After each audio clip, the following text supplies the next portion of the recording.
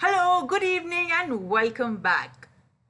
Hope you enjoyed the last session meeting the musicians, the shortlisted musicians for the TOTO Music Award, and hope you have decided who you're rooting for when we announce the winners tomorrow at 7 p.m. on this very channel. Now, on to our session at hand, the photograph as document, expressing the self or evoking the subject. This discussion features four photographers shortlisted for the TOTO Awards this year. They are Hari Sai Srikar, Nilargha Chatterjee, Sharan Devkar Shankar, and Subhajit Naskar. As you will see, each is very different from the other.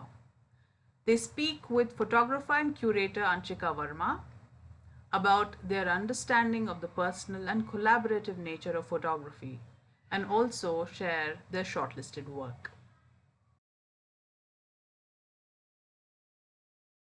Good evening, everybody. It's really wonderful to be here today in the company of four very young and promising photographers. I'm very excited to speak with our four panelists, I would say today, who have been shortlisted for the Photography Awards by Toto Funds the Arts.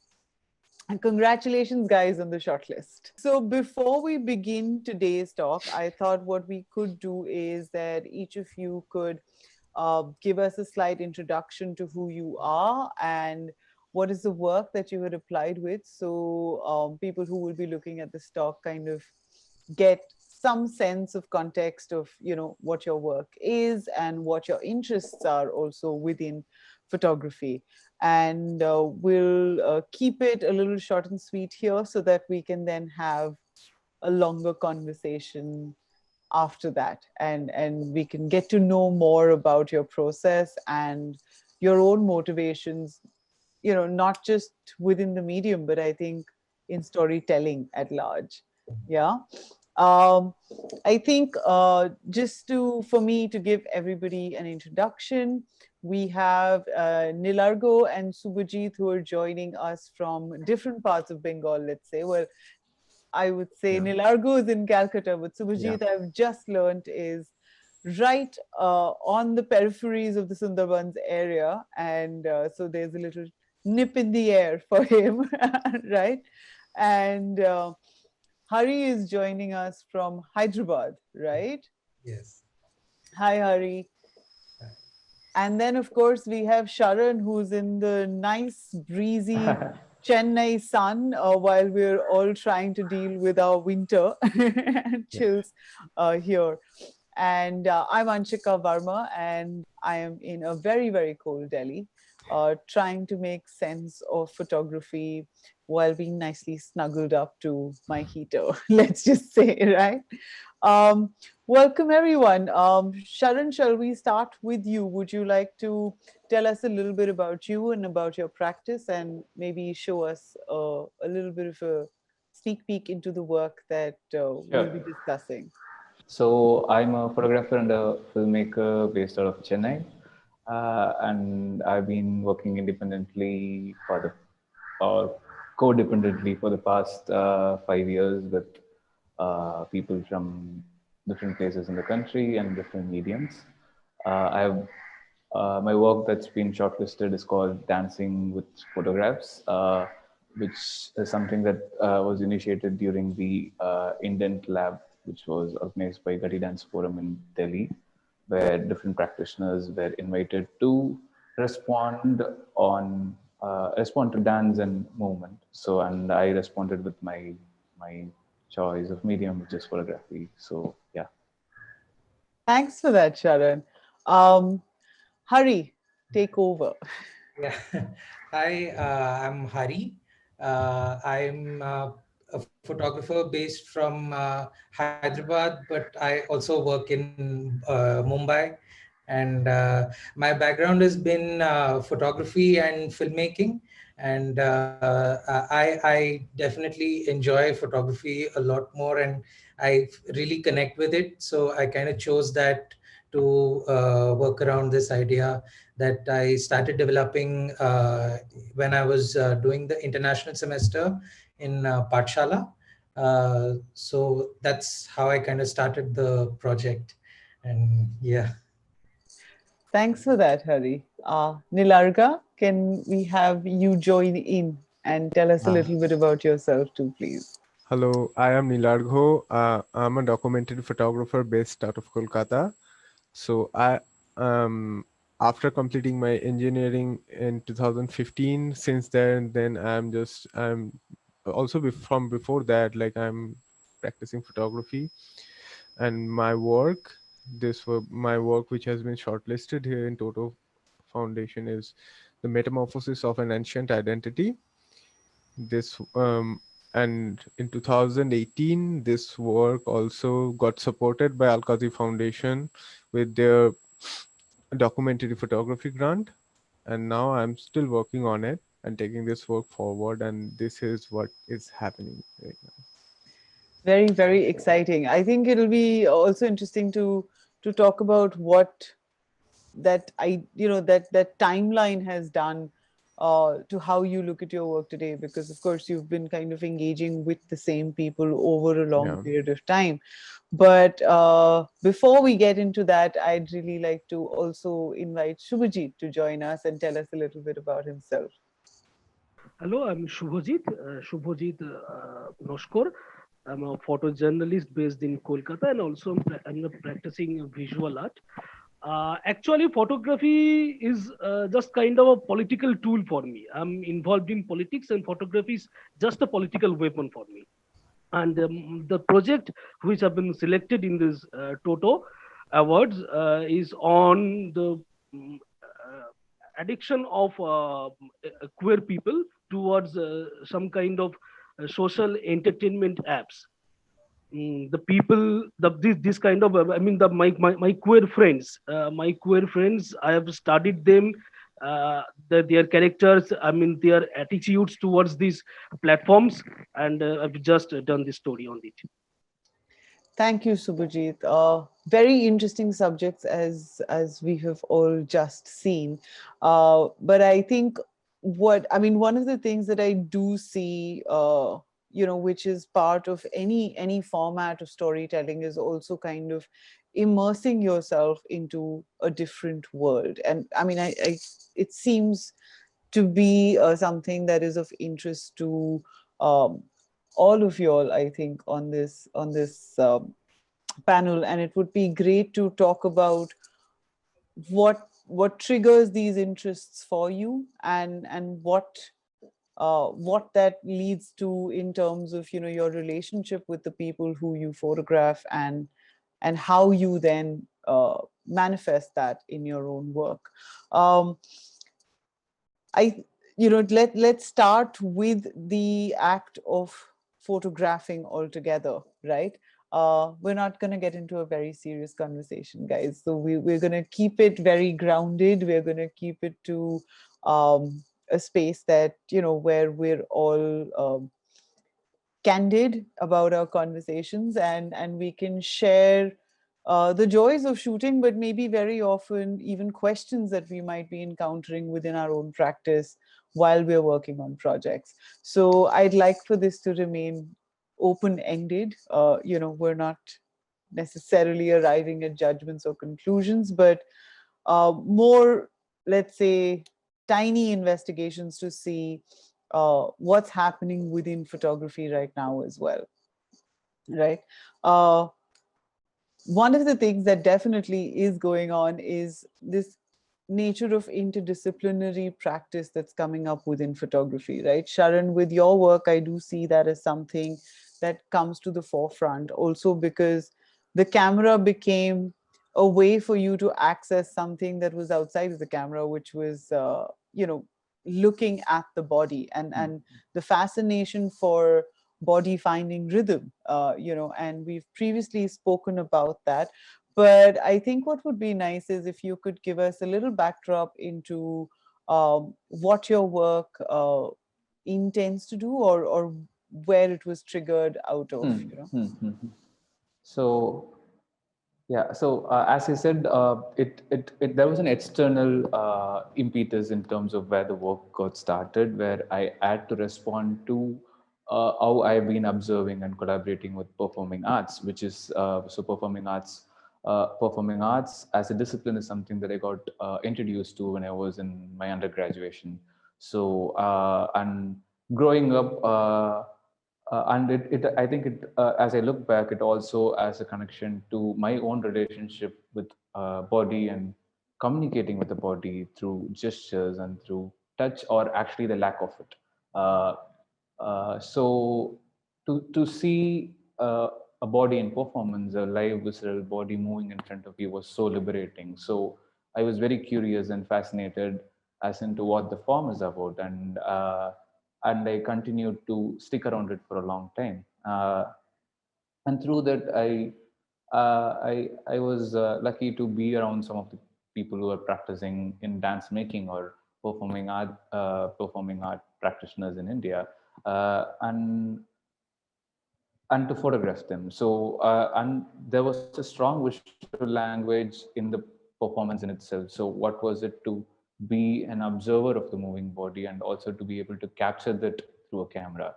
So, I think it also helped me understand that I'm also a body in performance. Like the act of photographing is also performing, like performing to make an image. Like as one of my mentors has said, to make a photograph is to dance.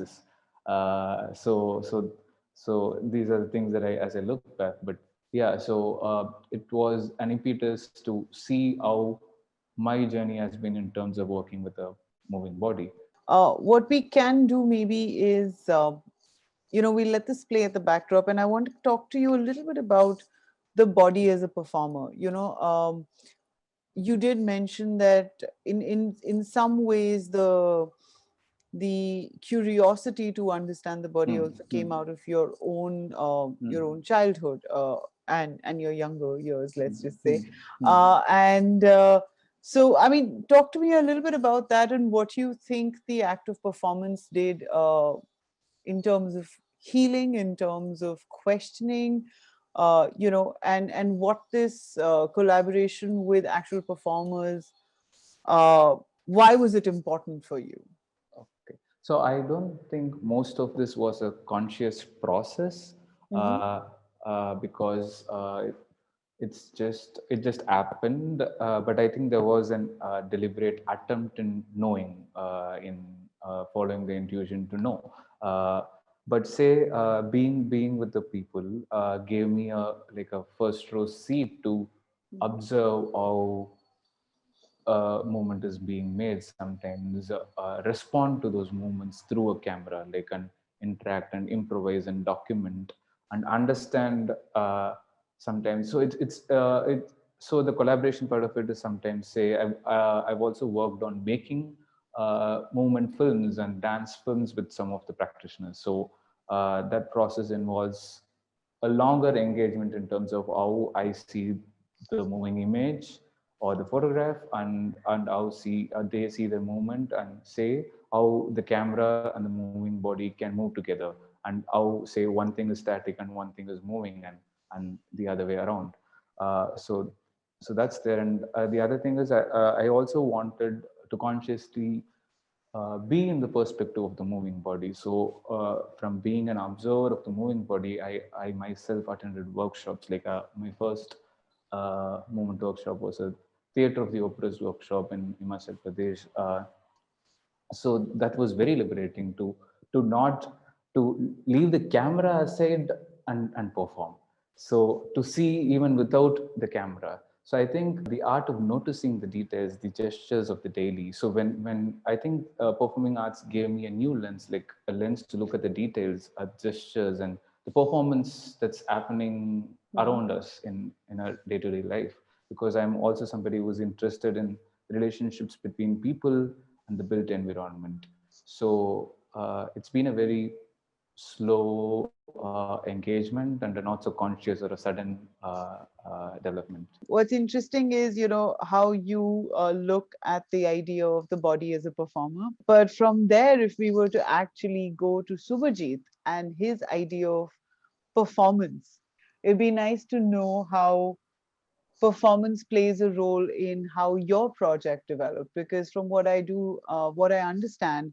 um, you were very interested in the role that these social media platforms play within queer communities to find an acceptance, to find a voice, and to find a space to be proud of who they are. So do you want to take us through the project a little bit? Why were you curious about people who came from the queer community, and also why was TikTok more, or I believe most of the projects are from the TikTok platform primarily. Actually, I was involved in the gender politics and also took part in the movement against IPC 377. And that time I started working on queer people, queer friends, and I had a very good relationship with my queer friends, and most of them are from they are most of them are performing artists actually.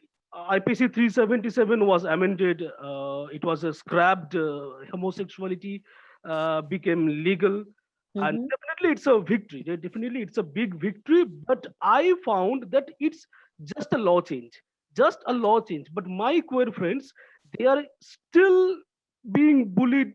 They are still being tortured in their social life, on roads, in their workplaces, even at home. Mm-hmm. Mindset of the common people has not changed actually, only the law changed. And the satire is the most amount of discrimination comes from their home, and they are not only marginalized in home or in their workplaces. That's not true, but actually they are very much marginalized. But actually they do not get any chance to express their feelings, their talents, everything, just because of their sexual orientation. I got such a complaint that Shubhajit, we don't get work because we are transgender. From that point of view, I have started this project. Hmm. And I found that they always try to find an alternative way ex- to express their feeling. And in Mm-hmm. that moment, they got this kind of social platforms like TikTok, Mojo, Roposo, Vigo, Musically. There are several platforms, but actually TikTok was in a flagship position. So they express their minds, their soul, their passion, their emotions, everything in that kind of apps. And Right. the most important part is they can dress like themselves, they can dress as they wish, they can talk as they want, and no Mm-hmm. one to stop them in that virtual medium, no one to stop them. And also they used to receive very good comments, very good, very positive vibes from that app. That Mm-hmm. for that reason they became addicted. And my project is not to glorify this addiction. My project is to show that they are looking for an alternative way, because you, the society, is not giving him or her that kind That of space. freedom. You're obviously working with photographs taken of your friends or people from the queer community, and then there are images that also are their own, their own TikTok channels or their own social media channels, the kind of videos they'd like to put up. And there's a lot of text and collage making that kind of happens in your final image, like the final visual that you do create. If you could go next into a different image as well, I think that something like this is very um, it's very reminiscent of kind of people making their notes in their diaries or in their notebooks when we were much younger Just also. like a scrapbook, it's a scrap. Yeah. So where did this text come from? And I mean, who are these people whose social media screenshots essentially you have been working with? Yes, there are actually three parts. The first one is the screenshots.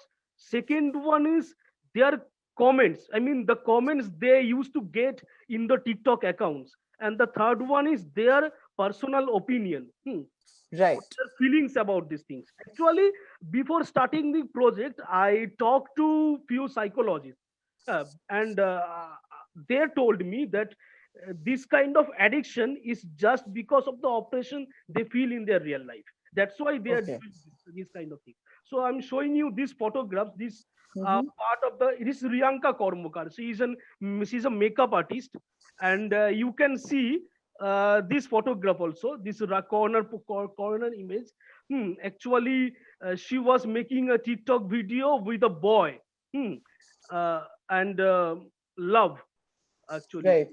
having a partner, it's a very important part of our life, it's a very important part of everyone's life, but they Absolutely. have no right to have a boyfriend in the society. A lot of the sentences that have been written or the All of the emojis and things that you have are from their TikTok accounts as from the well. TikTok account, yes, from their TikTok account. That was just a screenshot, and the screenshot is the actually it's a dream. It's just like the dream that they want to have in their real life, and I just took a screenshot of the dream.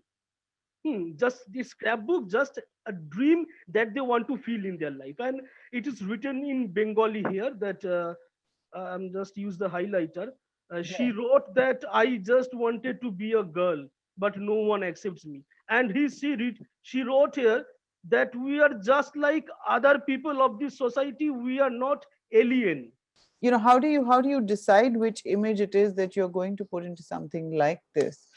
Because a lot of these are they're kind of like almost personal resistance. Both of us was involved in this selection procedure. Okay, okay, that's helpful to know. She is Shondipta Chetri, Shondipon to Shondipta, and this is also the good comments. They only get good comments actually, and the comments they get is written here. And she wrote that she's a dancer. She's a dancer. She's a Okay. model, but she always complained that I don't get work because I'm transgender. No one accepts my work, and that is written here actually. Ah, okay, okay. So we're looking at different aspects of their personal life that they've kind of been talking to you about, right? In most of the Yes, text, whether it's work or whether it's looking for love or whether it's looking for different forms of this text has acceptance. been taken from her diary. Okay, I think what we'll do is that maybe we'll move to Hari and Nilargha also, and then kind of I'd like to open this up to a larger conversation where we can all kind of come in based on what our what your works are like as well. Thank you so much for this. Hari and Nilargha, your works come from a very different perspective, compared to these two that we have seen. You've been working within the documentary format, but I think even within that, there's shifts in terms of conversations and engagement that you've been pushing. I hate to use the word projects, but right now I'm unsure. What would be the right word or the appropriate word for you. So please do let me know how you'd like to describe these. But Hari, let's talk about your work, and let's talk about your research and engagement with the community in Nepal that you have been photographing. I started this project as part of the international semester that I was doing at Pathshala. Mm-hmm. It was conducted in Nepal, and it was almost by chance that I had stumbled across this small tiny village. It's on the outskirts of the Kathmandu city, and the city is kind of fast encroaching onto the rural land and things like that. So Mm-hmm. when I had been here the first time, it was a little after the rainy season, around early October, mid October, kind of. So Right. it was all green and lush, and it was looking really beautiful. But I had noticed that there was a hill that was almost like half chopped off from the side. So Okay. I kind of got a chance to visit it much later, and that was somewhere in January. So This is that's January of The year of the 2019. pandemic, or okay, the year before Yeah, that, sorry. right? So, right. Um, so when I had visited there, the landscape had like it transformed drastically, and Mm-hmm. it had assumed a very brown kind of a dusty look. And I kind of associated that with also the transformation that was kind of happening in the village. Okay. It was because of this fast track road that's kind of passing right through a number of villages, and Kokna also happens to be on the path of the fast track. The fast track Right. connects Kathmandu to the border of India, and earlier people used to take overnight or Right. much longer to kind of reach through different modes of transport to the border of India to kind of migrate and come look for work and things like that. But now, when this road finally is built, it will cut down to almost 6 hours, 5 to 6 hours only. So that's a Okay. huge crunch in the time that they'll be saving. And in a way, it's a it's a step more towards urbanization from the kind of lifestyle that they had. So it was interesting for me to look at how they kind of open up to this transformation that is happening around them, and Right. how their lives also kind of get tangled within that, because there's a lot of hope that comes with a lot of development that happens around, Mm-hmm. especially closer to rural areas. But when it kind of trickles down to them, it totally assumes a different form.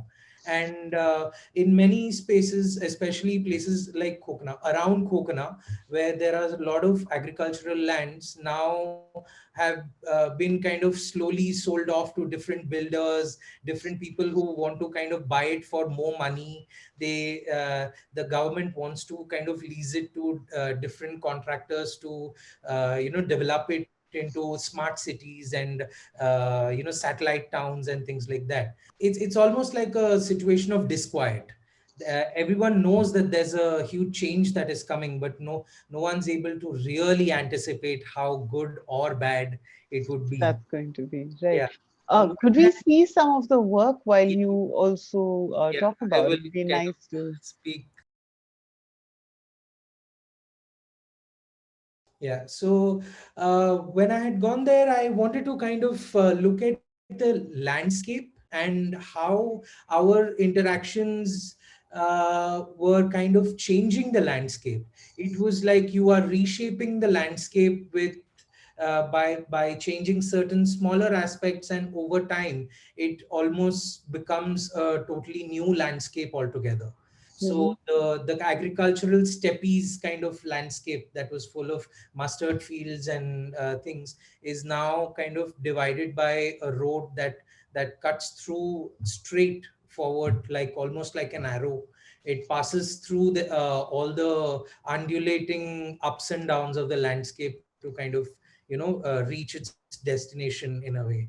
So Mm. that's been the approach to I mean the place where I had been. And Right. uh, yeah. Thanks a lot for that. It's actually, I mean, it's it saddens me every time I do hear, stories about land just kind of being appropriated in so many different ways, and a complete disregard in many ways Yeah. for the role it's played in our histories, in the way that we understand ourselves very often. It's something that I have, constantly been very curious to Mhm. understand more and more, is to look at, the relationship between the human psyche and the environment that we can surround ourselves with. And I'm fairly certain this is something that Nilargha also connects with, because his project also looks at uh, the idea of land and indigenous people of a land, Yeah. uh, you know, and I'll let him actually talk more about it. But what was very interesting to look at this was that um, for you, it seems that the point of conversation is land in itself. Thank you so much for that, Hari. Nilargo, let's come to your ancestral village and understand what were your curiosities about that village in your work as well, please. It is a visualization of trajectory of this social trajectory of this marginalized people, not marginalized people, this tribal people and their identity, their fading, the identity, how that is fading away day by day. Mm-hmm. So it is about that. And also, like, this is a place where I used to visit every year with my parents in the time of puja and every time. So Mm-hmm. I used to see them, and I used to play with the kids, and I used to like go with uncles and everyone with them. And like, when I come back to my home and when I talk these things about with my friends and also with someone else, they are like, they have an idea of these people are Shautal people. They have an idea about the Shautal people, have a like a there is a completely romanticized and also like exotic idea about Shautal people. And also like um this kind of idea looks so, when I like I match when I try to match my experience and what I am hearing is totally two different things. So Right. uh, that thing led me into this project. And if I've kind of understood this right, for you, what was important was that there was like a stereotyping and exoticization of the Santals. Yeah, And maybe you can tell us a little bit about the Santil tribe as well. And for yeah, you, it was important to break and dissect that romanticized version that absolutely. existed. Yeah, actually, Shautals are the one of the oldest ethnic tribes in India. There are other ethnic tribes. I think the the oldest one is the Kol tribe in India, but Shautals are also like a very old tribe, and they used to live in Chotnagpur Plateau and Jharkhand, these areas. So like these people came with my grandfather Mm-hmm. to this village where we stay. Like, and also like when I started working there, talking to them and like thought about making this story and everything. So for me the biggest challenge was like it was with me, because and also like I know that I am not one of them, because there is a barrier between us, because of my urban upbringing. And how much I deny that that we are very close, but we are not. In some ways, practically, we are not, because we are not living the same life together. Right. So when I used to talk to them, it took a lot of time to them to open up, because what I used to talk to them and what I wanted to know about them is like what they are watching, what they are thinking about this outside world. And most importantly, like the thing what excited me most, like my father's childhood, my uncle's childhood was they have passed with them. They are their friends also, like, right? So when the like who is now older, sometime Mm-hmm. when in my who is almost my father's age, he used to play with my father. They used to Right. play together, maybe in somewhere they had their fast smoke also. So Okay. I used to talk to them like what everyone used to do, what was their fun time, like what the game they used to play. And Mhm. also like what they think about their identity, and and also like if you look at my pictures, there are mostly young people, you know. Right. So it's more about when this is also about this, where when I make the chose the name metamorphosis of an ancient identity. The metamorphosis and the change of identity is we can see the changes in the young generation day by day. So for you, the younger generation, it was important to kind of photograph and speak with the younger generation as opposed to, because I mean, like you mentioned, and we've had a small conversation about it obviously before, Mm-hmm. where I was very curious to know Mm-hmm. why is it that there's so many children in the photograph? When Yeah. we're talking about a particular tribe, and Yeah. invariably one does anticipate looking at different facets of it. But a lot of this is about the children and the children being in open spaces. I mean, why was that important for you, though? Yeah.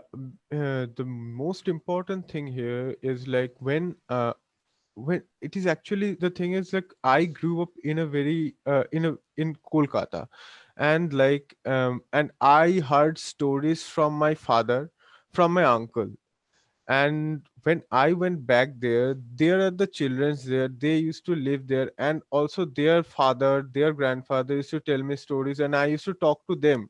And also with these children also, like what they like to do, what they used to watch, what they like to watch in Hmm. YouTube, and also like what kind of posts they share in Facebook, everything. Like they used to talk with me about anything and everything. Like I can relate myself with these children more, Okay. because the kind of life I had here and the kind of life they are having there, if I just put away the luxury, uh, uh, but the basic life, the basic life, the relationship I have with my grandfather, I had with my grandfather, I have with my father, and the relationship they have with their parents are basically a very same kind of a thing. I can relate myself more with them, and Right. that's why I took more picture of them. Because when I am changing, talking about a change of identity, the change is coming with the new generation,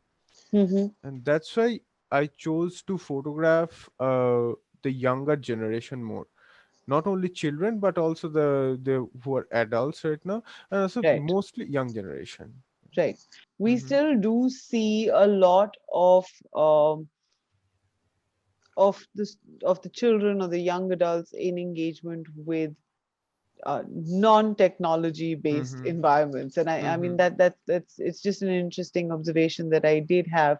Hmm. But seeing as we are also very short on time, I think Hmm. I wanted to also move back to Subhajit, for a little moment, where you said that the that photography for you is your politics. That's a long story. Actually, I'm not from photography background. I was not from photography background.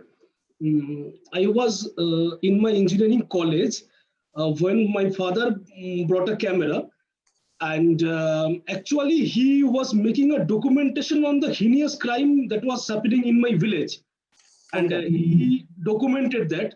And after 1 year, after the documentation, the man behind this criminal offense attacked him. And that time I was in college politics, and I found that those photographs, a bunch of photographs can be problem for a promoter. That's a building promoter he was. Okay. Then photography can be a tool for politics. Photography can be a weapon for politics. That time I shifted my profession into, I stepped into the world of photography actually.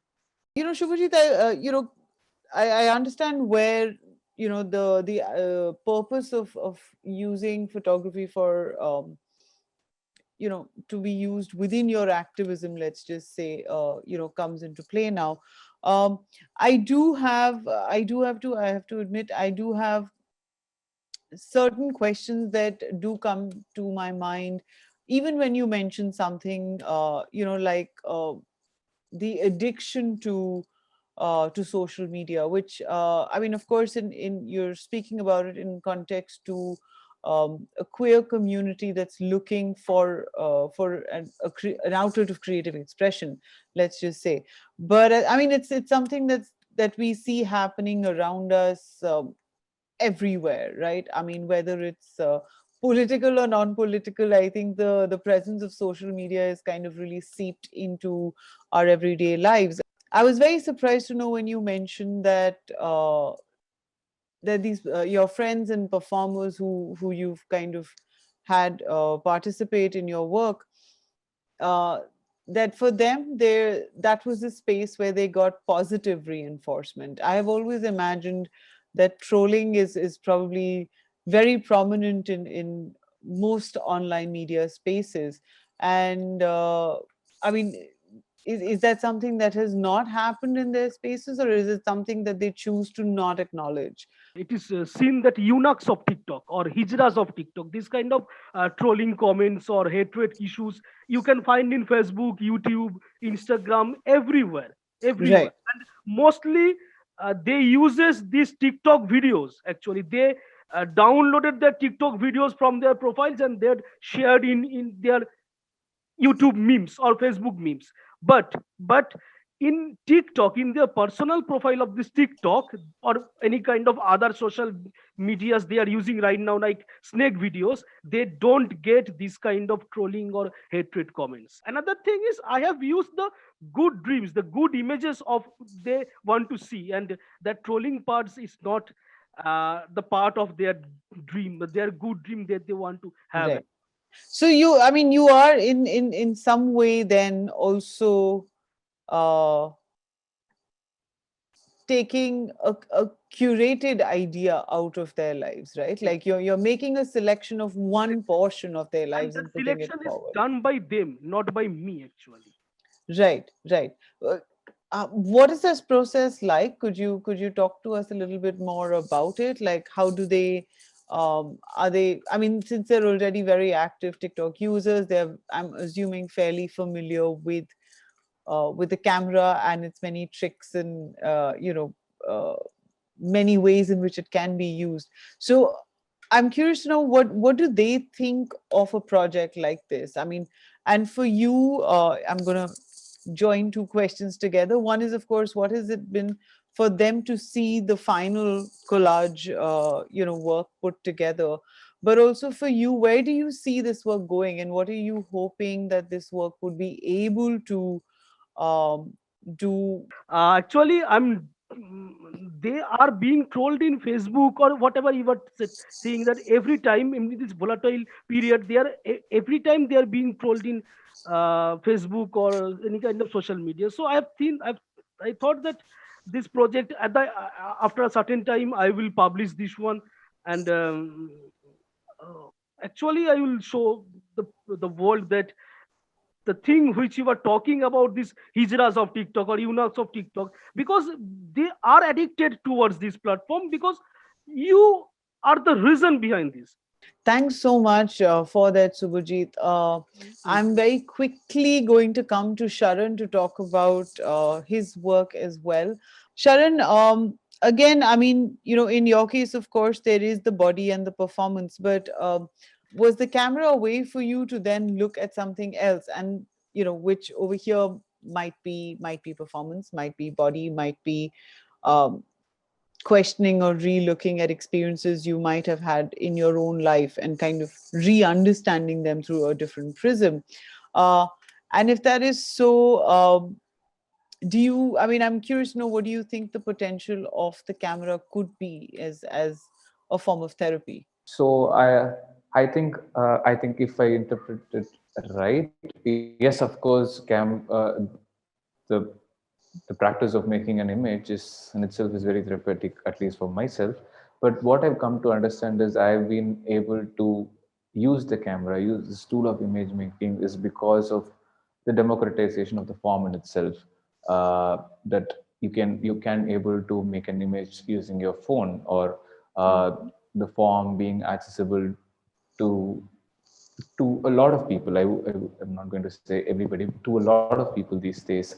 Uh, so like including my mother, who would ask any one of us to take images, is now making her own images, and is finding her own things, and she is not really asking us. So I'm really interested in this ownership that the camera allows in terms of expression, and I'm also interested in tools that's aimed at more consumers, or I don't know, the larger people in a sense.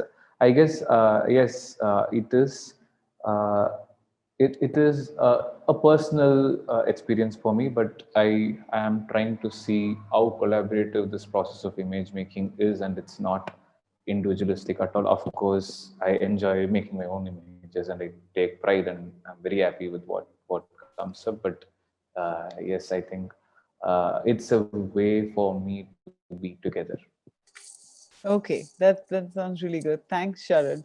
Hari, I am very curious to know. I mean, especially in the context of what the last year has been like, and the unsurety with which we have kind of entered 2021, not just from the point of view of this overarching pandemic that seems to, have taken over our life, but also in terms of, like, the region that you are photographing in, and putting that in context to how state borders have also been kind of changing their own stand with regards to India and Nepal. There's been a fair amount of friction that's also emerged. um, I'm curious to know if that's something you're looking at incorporating within your work itself. I remember you very, very briefly mentioned that this is kind of like an extension out of a larger inquiry that you were already on, and it would be Yeah. nice to kind of contextualize that for us as well. Initially, when I had been to Kokna, it looked much different. It had a different vibe, and Mhm. it was the space had a lot more people also. uh, Right. and in January, when I had gone there, suddenly it felt like a part of the village was kind of empty, in the sense, many people had migrated towards Bihar or towards Himachal Pradesh to either plant apples or do a lot of other farming and agriculture related activities. So that, I feel, has definitely been affected by the kind of friction that we've been experiencing lately. But Mhm. it had been there even before, even during that time, when the people who were left behind kind of in the village, they were all that was left to kind of take care of the farm of their Right. family farm or their family land, so to say. Mhm. And it was kind of passed down from the older generations also. So many parts of that land, that they're kind of giving it away to either for construction or redevelopment and things like that, are uh, are a side effect of the migration also, that is kind of happening more and more now, especially. But because of the pandemic, it has disrupted that flow of people Right. coming in and out. But I feel it's only a kind of a pause in the longer run of how they want to kind of there's a beautiful phrase that Nilargha had actually mentioned earlier, that they uh, how they look at the outside world. I feel the people, they want a piece of the outside world. They want that outside world to kind of touch them and go in a certain way, or that they kind of want to be a part of that outside world also, in a certain way, which is why that they are kind of welcoming to all these changes. But it's like hope that has like an undertone of doubt as to Right. whether it will happen or not, or like what, it's an anticipation sort of Well, I vibe. hope we're able to see that situation develop through your work as you continue with your project, and as all of you continue with your projects. I don't think any of you are looking at these as uh, 1 year shooting projects. You seem to be Exactly. fairly, interested in the issues that go behind it, and that's been a trigger for you to even make the work that you have. It's Thank you so much for sharing your thoughts, your processes with us, and good luck for the final announcement. I believe so. The winner. I don't know if it's a winner situation, because I feel like all of you have very competent work, placed out there. But on the 7th of February at the Bangalore International Center, I think they have a YouTube channel where you all will be waiting in anticipation to know who's the recipient of the award, let's just say. And good luck to you for that. And thank you for coming online this evening and having this chat with me.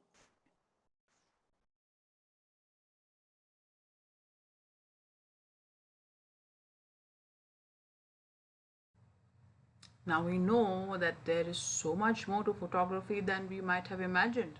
Image making can spring from politics, photography can aspire to connect with other forms of art, and it can document how urbanization changes landscapes or how modernization can alter a community's sense of itself.